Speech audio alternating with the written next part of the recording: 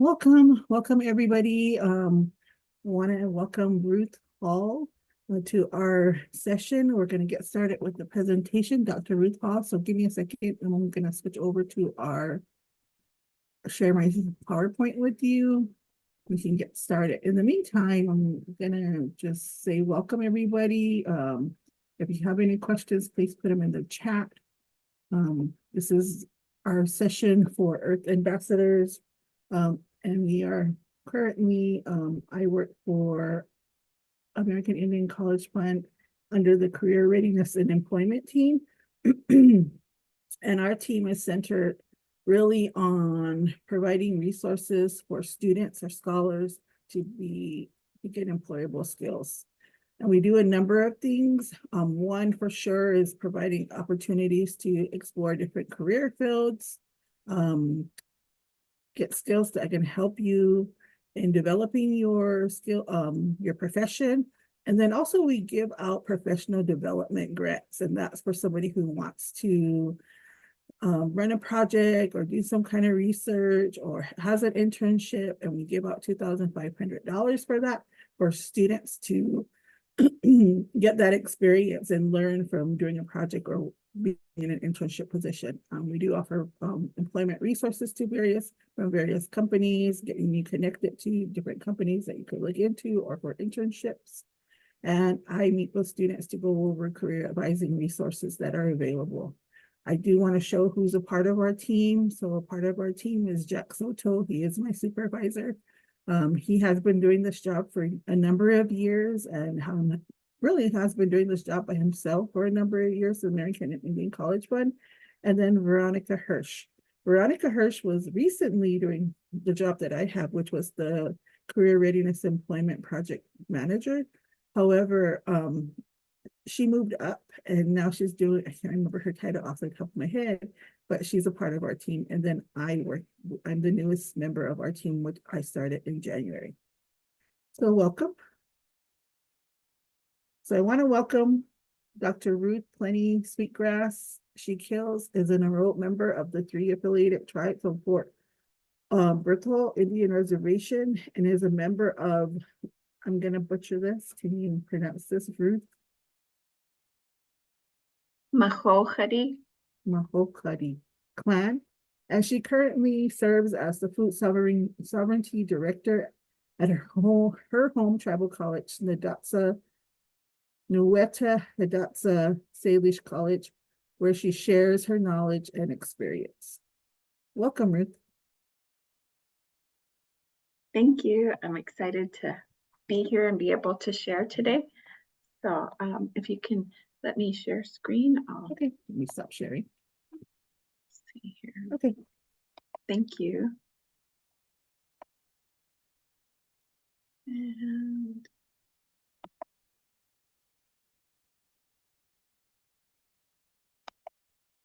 there we go. So as she mentioned, I work at Nuweta Hidatsa Sanish College as the Food Sovereignty Director. So a lot of the work that I do is related to the specific food systems for the Mandan, Hidatsa, and Arikara people. And if you're not familiar with where these places are, so this is North Dakota, and there's Fort Berthold. So we're in, here's the Medicine Line, and just to the north of us is Canada. I'm also descended from Fort Peck. So there's the Fort Peck Indian Reservation, and there's the Dakota and Nakota people. As she mentioned, I am Hidatsa, and my Mahochadi is my clan. My Hidatsa name grows different. On Fort Peck, I'm both Dakota and Nakota, and among the Nakota, I'm descended from the Red Bottom Band, and when I did live over there, I lived among the Wadopana Band, which is the canoe paddlers. My Assiniboine, our Nakota name, is Night Wind Woman, and my Dakota name is a family name that was passed down to me and is Good Woman. So I was, as I mentioned, I work currently at Nuweta Hidatsa Sanish College, and I had also done some work for Fort Peck Community College. So there's the map of the tribal colleges, just to give you some orientation. I was asked about my academic journey and who were some of the influences. So this is my grandmother, Frances Boyd, and she was probably one of the biggest influences in my life growing up. I was the oldest granddaughter, and so I spent a lot of time with her, and eventually contributed to being a caregiver for my grandmother. So a lot of her stories of her life growing up really influenced the trajectory of my own career path. And then she was married to Mr. Sam Boyd. He was in the Marines, and then he also earned his degree at Montana State University. So he was a Bobcat. And myself, I am a product of my home tribal college. I have associate's degrees in environmental science, another one in science with an emphasis in biology, and then a third one is in elementary education. I earned my bachelor's degree from the University of North Dakota through a collaboration between my home tribal college and the university.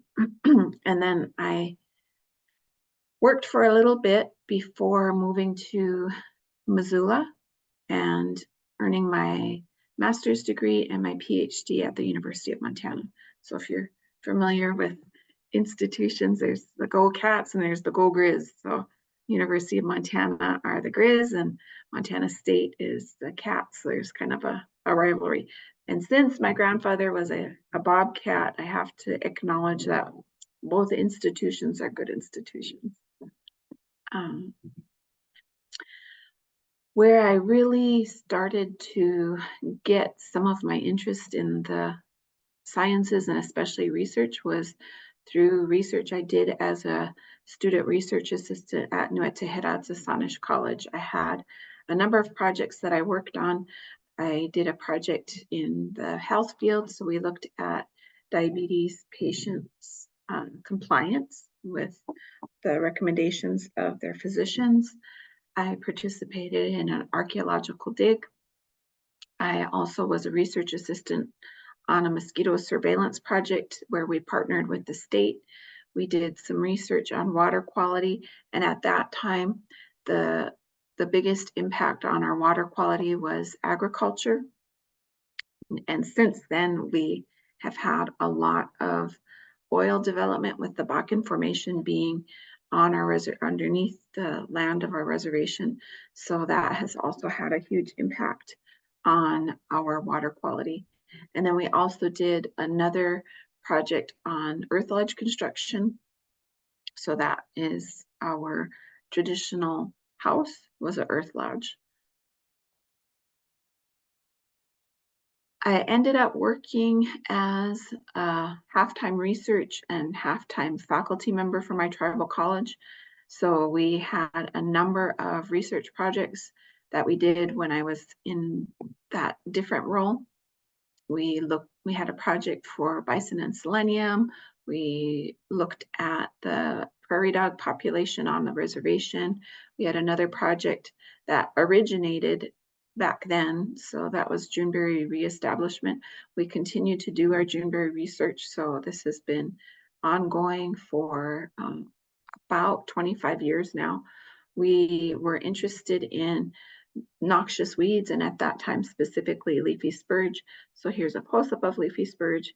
Here's another image of leafy spurge, and you see the dense leafy spurge in the background, and then in the foreground you see the spots where it's starting to encroach. We did community tree surveys, and then while I was there, I also did a research experience for faculty in Costa Rica. So that was looking at heliconia, the communities of microorganisms that live within the plant itself. So here's some pictures from our bison research. We did take blood samples from bison. We also did soil samples, and then we looked at the plants. So trying to identify what minerals were in the soil, and then we're getting into the plants that the bison were eating, and then eventually what was the selenium specifically in the bison blood and potentially in the meat. So at that time, being able to potentially market our bison as having a higher content of selenium. And there's some of the field work we did with the leafy spurge. So this is a little flea beetle that was used as I don't know, I was gonna say biological warfare, but as a insect that helped us to reduce the amount of leafy spurge across the reservation. One of the things about working at the tribal college was that the majority of the projects we worked on were informed by our communities. So we had to honor the Elders Tree Project, and based off of community input, so these are some quotes from our community, we developed this project. And we went out into the communities, surveyed the existing urban forest. And if you're not familiar with North Dakota, we are the least naturally forested state. So we were wanted to be aware of how healthy the communities' tree populations or the urban forests were, because we didn't have a lot of trees, and we wanted to make sure that the ones we did have were healthy and would continue. So here's a few pictures from when we did this research, and we worked with some of the state foresters, and then you see some of our students. So we would go into, and this particular picture, all the trees in this community were planted by my grandfather. So that was really cool to be able to be studying some of the trees that had my grandfather's hands on, because my grandfather passed away when my mother was a little girl. So I never knew my grandfather, but was able to connect through this project to him. And another thing about this picture, so in our kinship system, this gentleman here is my grandfather, and also this gentleman here is my brother. So they were both my students, and that was really one of the unique things about working at the tribal colleges. And then this is my little guy. So one of the other things about tribal colleges is it's very much intergenerational. So my little guy would go out into the field with me and on different occasions.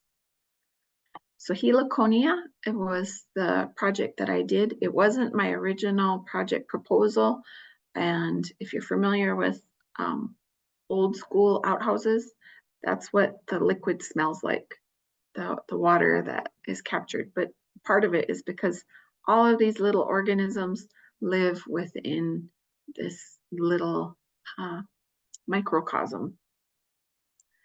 So there's some pictures from the research that we did. Again, like I mentioned, my children would go into the field with me quite often, and there's my boys ages 2 and 4. I ended up going to graduate school shortly after participating in that research experience. I went to the University of Montana, and I used landscape genetics to understand the gene flow of black bears. And that was another very smelly project because we had non-invasive sampling. We wanted to collect hair, but we had to get them to crawl through there.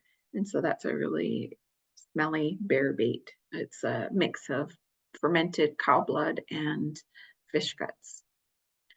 After I completed my master's degree, I continued to have funding available to me to do my PhD.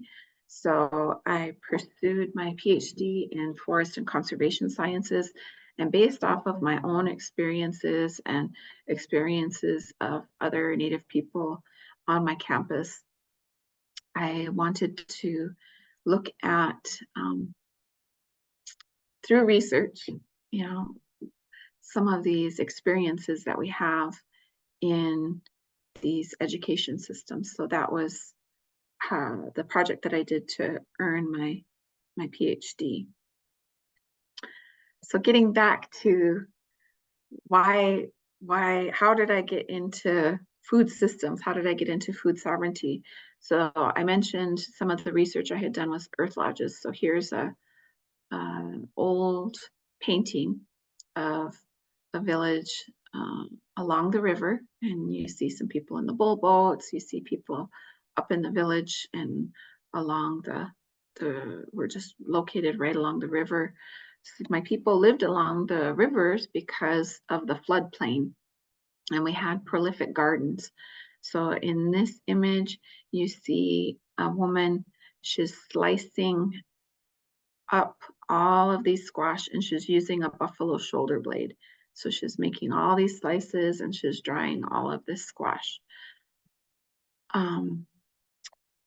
Here's an image of our gardens. So we had Four Sisters gardens. We had corn, beans, squash, sunflowers. We also had two kinds of watermelon that we grew. We had often a surplus of food. So part of it we would store in cache pits, underground cache pits. And some of it had, because of the surplus, we were able to trade. In addition to our gardens, you also see some prairie turnips. So we also foraged and gathered other foods in our region, but as we traveled across the area, we would gather different plant foods and medicines. So, like I mentioned, we had surplus, so we were able to trade, and there's a few maps here that show the trade center, show our trade centers, Banded Hiradza Trade Center and an Arikara Trade Center. And there's another example of a map showing the trade centers. And a big part of that was because of our gardens, and then also because of our location close to a flint quarry. So we traded with other people. And there's another map. This one's around 1800. So you see all of the different directions that we have movement of our goods. So that was around the 1800s. Some of the things that impacted our food systems were, a big part of it was as Europeans started to move closer and closer to our communities, they also brought with them disease such as smallpox. We had 3 smallpox epidemics. Then we also were impacted by the treaty period, so a reduction in our land base. The boarding schools were also another impact on our food system. So in my own family, we have 4 generations that were part of attending boarding schools.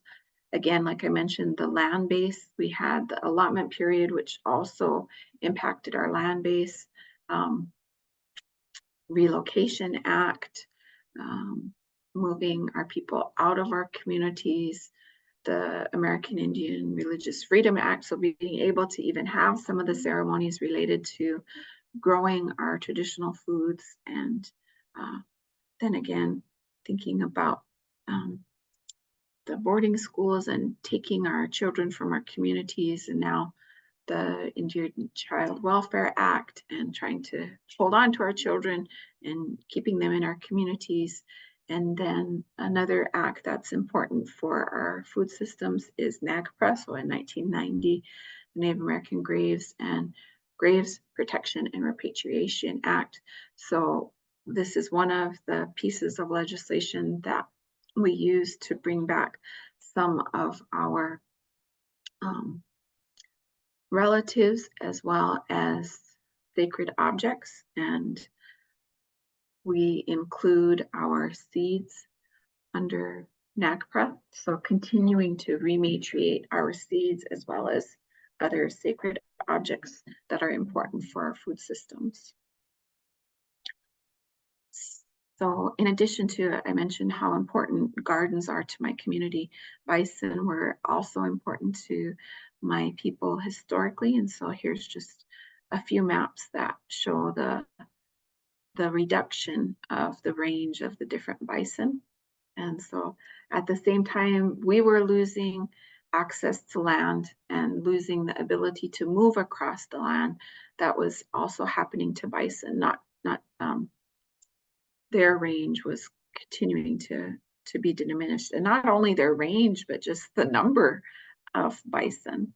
So here's a few maps that show for Fort Berthold from the Mandan Hidatsa and Rooker people, some of the treaties that impacted our land base and continue to reduce it to what it currently is.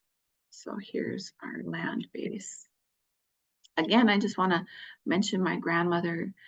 A lot of her stories that she shared with me were from her childhood and were from the community that she grew up in, which was Alba Woods.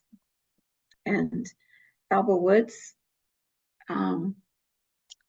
is located, so that you saw the previous map of my reservation. So here's Alba Woods.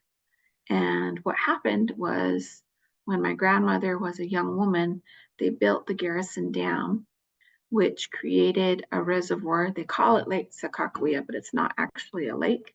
It's a reservoir.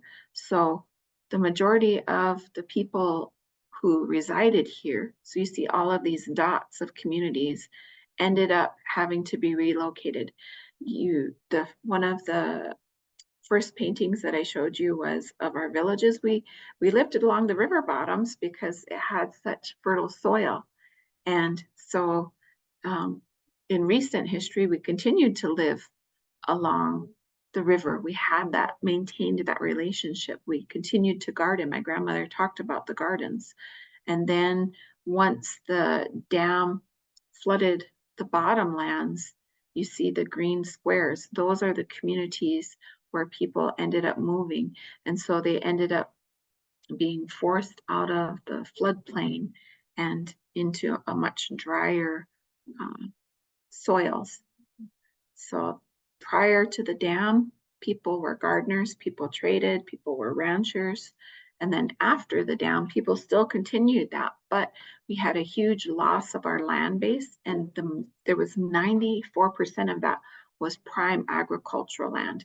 One estimate says over 80% of our tribal membership was forced to relocate, but other estimates are over 90%.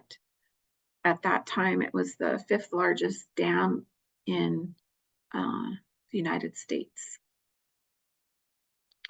So when we think about the influences of why we choose our paths and the people that influence that, one of the people that was also an influence to me was my aunt, Juanita Helfrey, and she worked for the United Church of Christ in their racial justice program.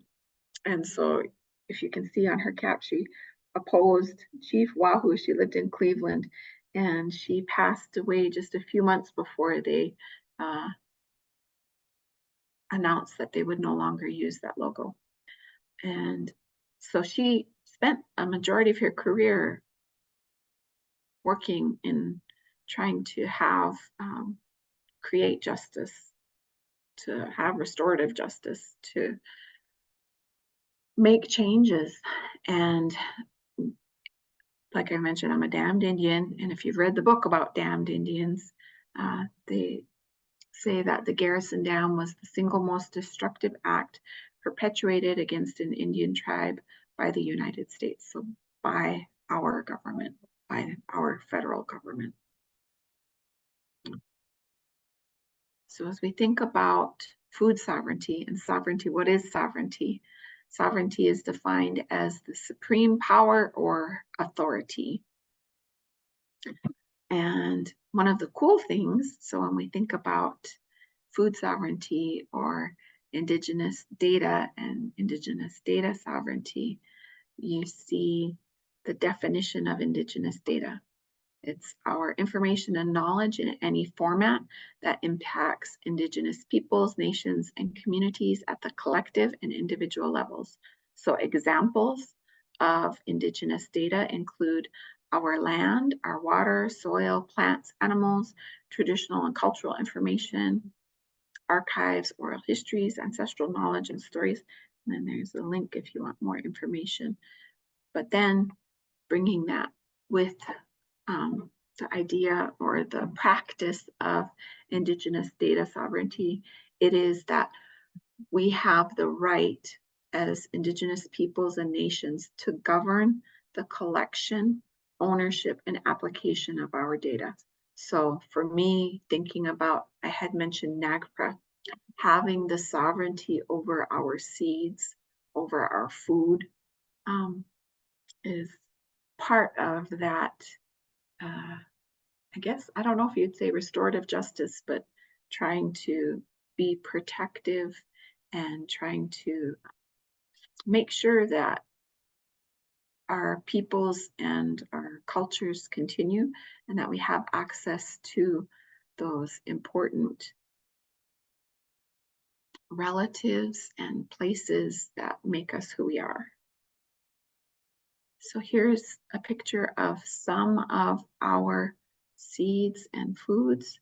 I included some of the dried squash rings. I didn't include the squash seeds, and you see some of the corn silk. 2 examples of our beans, our sunflowers, and our corn. I didn't include watermelon. I should have included the watermelon, but those are some of our seeds that would fall under examples of Indigenous data. So why we do the work that we do, and part of it is to have healthy foods available in our communities, and part of it is to continue to have that relationship with our traditional seeds. So these are some of our students out in our community gardens. There's again some examples of our traditional corn and some of the dried corn that we use in our soups. I was asked about some of our traditional foods, like specialty foods. So one of our foods that we still really savor is corn balls. So over here you see the corn balls. And on this batch, I used a blue corn. When I parched it, it turned brown, which was, I didn't expect that. So you parch your corn, you grind it up, and it's really simple.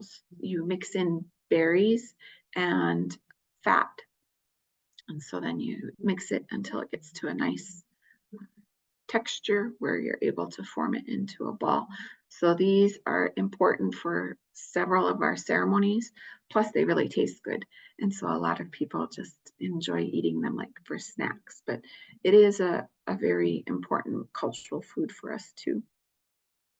So you see one of my friends there, Marcia Small, making corn balls, and our palates have changed. So a lot of times people will add sugar, and you see the kind of golden color speckles in here, and that is maple sugar.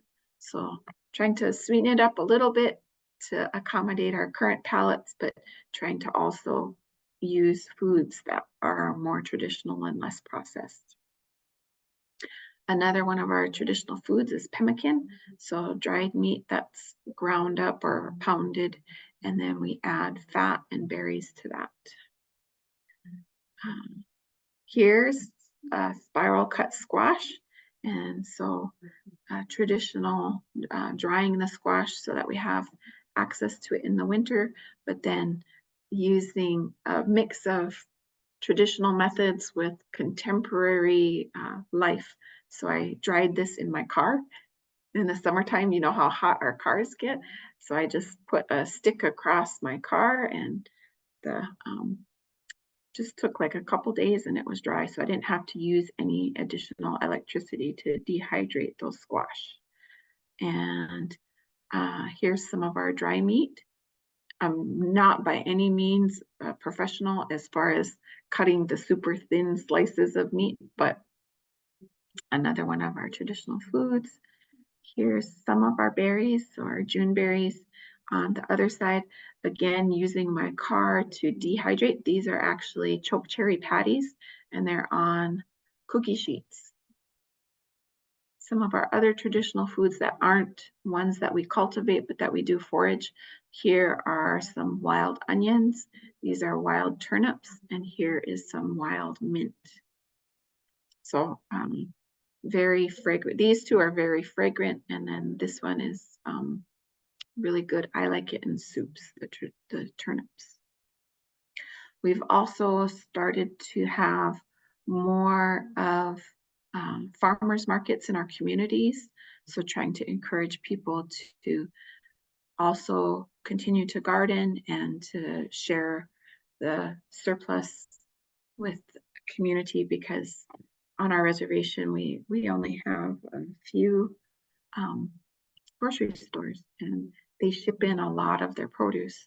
So being able to engage people in the market and have access to the fresh foods. So I shared with you the one picture where we had the maple sugar. We were using the maple sugar. And one of the cool things about our food systems is being able to use our indigenous food technologies. So here you see two of my friends in Michigan, and they just made a trough and they have a paddle. And so that was how they traditionally processed the maple sugar. We sometimes have gaps in our traditional knowledge. So my people traditionally would mill our corn using a mortar and pestle, but we don't have anybody who still has the knowledge on how to make the mortars and pestles. So Howard and Jerry came to my community and showed us how they make their mortars and pestles. So we were able to make mortars and pestles and bring that knowledge back into our communities. And you see my older clan sister, she's the caretaker of our traditional gardens, and we presented. So these are students who just absolutely loved grinding corn in our mortars and pestles, and they spent probably a good 45 minutes, almost an hour, just pounding that corn. And so that's part of why we, or at least for myself, why I really enjoy doing this work. Part of it is to bring back some of that knowledge into our communities, and then to see people applying that knowledge, especially our young people. I really enjoy seeing them get excited. And as I mentioned, we have part of when we have gaps, we're able to work with our sister tribes and our communities that are close to us. And with a lot of the work that we do with our seeds, we are able to learn from, in this picture is Deb Echohawk. And so she has the Pawnee Seed Preservation Project that she does. And so she's been gracious enough to share some of the procedures that she has when she works with their traditional seeds, that we've been able to start to develop some of our own procedures. So definitely leaning on and the larger food systems network that we have. Some of my other colleagues, so we were able to go up and share some of our practices up in Canada.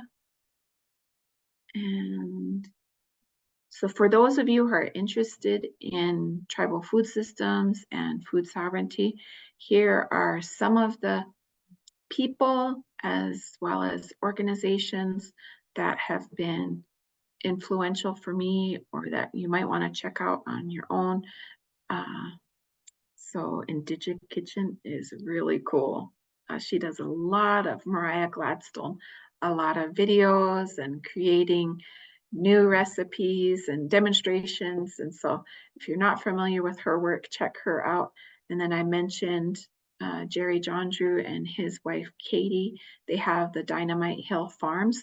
So if you want to order directly from Indigenous producers, they have the maple sugar. They also have maple syrup. They usually have a number of different products that they have. Lisa and Arlo Ironcloud work for Makoche Agricultural Development, Pepa's Kitchen down in California. Becky and Stephen Webster have an amazing farm in Wisconsin. We have some Justin and Tia Pioche, our chefs, Linda and Luke Black Elk. They now are residing in Minnesota and continue to work with our Indigenous foods. And then a couple of Indigenous data sovereignty scholars are Dominique David Chavez and Lydia Jennings. And then as far as my own community, some people that have been influential are Buffalo Bird Woman. I mentioned Bernie Youngbird, Gloria Wilkinson. So Gloria is a master gardener as well as a master basket maker. So getting back to some of the Indigenous food technology. Gerard Baker, he's been a seed keeper for a number of years and has shared some of that seed with the college to help us develop our traditional seed cache. Wanda Shepard, she was a master hornball maker and a master gardener. Lydia Sage Chase, also a master basket maker and a master gardener. Tilly Walker was when I say master gardener, I mean of our traditional gardens. And she also shared seed with our college. And then a few of the ladies who work down on the south segment of our reservation. So they have an orchard, they have gardens, and they also have an apiary. So those are some of the funding sources that have helped with the work that we do at our tribal college. And just thinking again, why do we do this work? So here's my baby, and this is my daughter like 11 years ago, and this is my grandmother. And part of the reason I do this work again is to acknowledge our ancestors and that ancestral knowledge and some of the things that they had to live through to be able to share their knowledge, their skills with us, but then to our little ones and the kind of world that we want them to be able to grow up in and those that are yet to come. So for me, those are part of the reasons I do the work that I do. I wanted to make sure we had some time for discussion. There's what our turnips look like before we peel them. If you want to stay in contact with me, there's my contact information.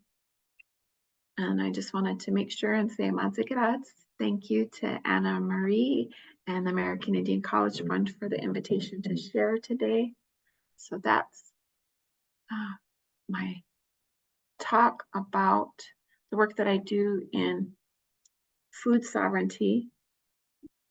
But also I wanted to make sure we had time to talk because that was a lot of information and there might be some specific interests or specific questions that people may have.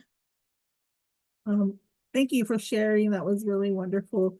So over the years, I have worked with a project with the University of Arizona, which I mentioned earlier, and a lot of it had to do with getting students connected to resources on a university campus. But ingrained in that was a lot of cultural aspects. And working for a tribal community college, I've learned so many things about our culture that I was never aware of. And things that I knew, but just forgot about because my grandparents did tell me about these things. But, you know, boarding schools definitely had a play in like how things played out because my parents didn't teach us how to speak O'odham. And when they did, by then it was too late and we didn't learn how to speak that. But as I got older, I definitely wanted to learn, and being in the community college for, my community was helpful. And being able to practice that and being around culture all the time was something that I really appreciated. Being in my community and learning about what's important, and then refreshing my memory. So I did want to share something from my own experience, and then we can ask Alexis a couple of questions if you have any, Alexis. And then also I'm going to share our QR code for you to fill out the survey, Alexis. Hold on, let me share my screen. So I'm Tahana Autumn. I come from Southern Arizona, closest to the Mexico border. Tahana Autumn means desert people. We live in a very hot area.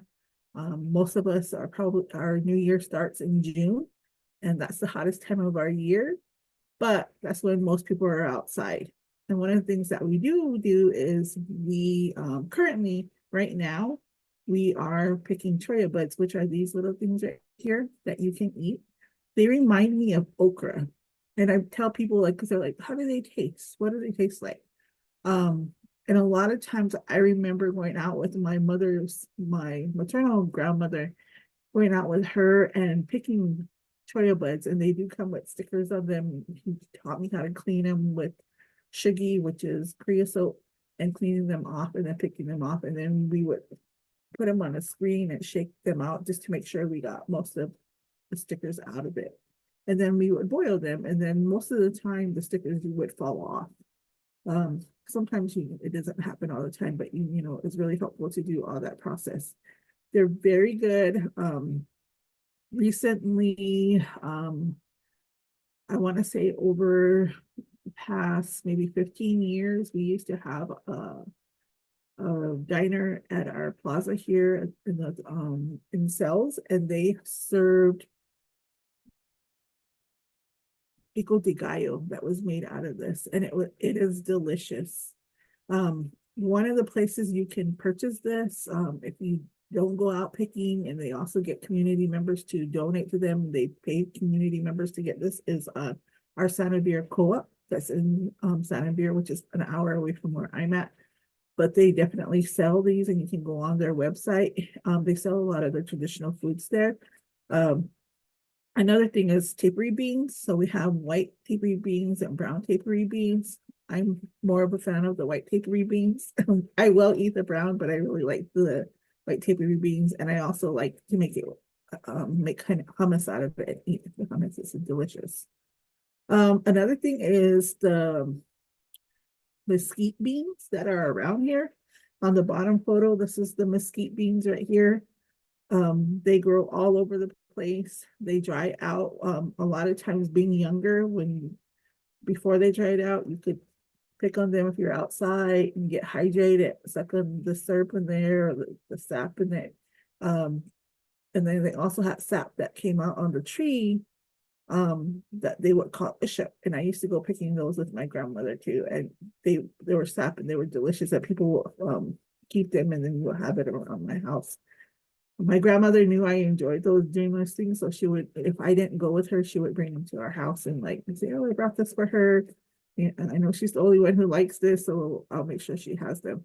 So, you can also grind the mesquite into flour and make cookies. You can make pancakes. You can put it into a smoothie. It's like a protein shake. It's really good. Prickly pear is the next one, and this is prickly pear fruit. A lot of people make prickly pear lemonade out of it, prickly pear margaritas. You can also make like candy out of it. It's really delicious. Right now, some areas, depending on how warm it is, they are out, but right now they are not. But the mesquites will definitely be, they right now are too green to be picking, but during summertime, they will definitely be available. And one of the big things for us as Tahana Autumn is our bayadach. This is the bayadach right here. It grows on a saguaro cactus, and we've been picking those for millennial. They grow on top of a cactus, and they grow the hottest time of the year, which is in June, July. And we call that our New Year because this is when we go do this. You can make jam out of it, you can make wine, and they usually have a wine ceremony. You can also make jelly, and what they call sito, which is like a serve, like you can put on different things. It's a really good. If you ever have an opportunity to come out, and I do tell people it is the hottest time of the year in our area, but it is a great experience. During the pandemic, like I always participated in picking, helping, like as a community thing, helping out, preparing the stuff, but I never done it by myself, except for when we were during the pandemic. And when we were during the pandemic, I taught myself how to do this, and I loved it. So this is something that I do from now on. It's something that I make sure that's being done. I also took up a lot of gardening during the pandemic. Right now I'm not doing it because I'm just trying to get it together, but I never paid attention to those things as a younger person, but as I got older, those things are important to me. And because of my health, my husband and my family has, like, series of diabetes. I am very lucky. I'm not diabetic, but my family, certain members do have diabetes. And so it's important for me to make sure that we're eating a little bit healthier than what we used to, and making sure that everybody's not consuming processed food all the time. So I just wanted to share that information because this is something that like I said, I didn't pay attention to, but I definitely pay attention to it now. And I'm really grateful that you were able to be here, Dr. Ruth, for sharing your knowledge, sharing your experience. You shared a lot of information that I didn't know about, and as far as like the trading systems, like, oh, that's fascinating. Like I want to learn more. I also want to look into the resources that you provided so that I can provide this for students as like an exposure. So thank you. And so I'm gonna move to the next slide. So I just want to say thank you. And if you have any questions, Alexis, feel free to ask any questions now. If you don't feel comfortable, you can also put it in the chat. If not, there is the QR code. The QR code will lead you to our Survey Monkey for you to show that you attended this workshop.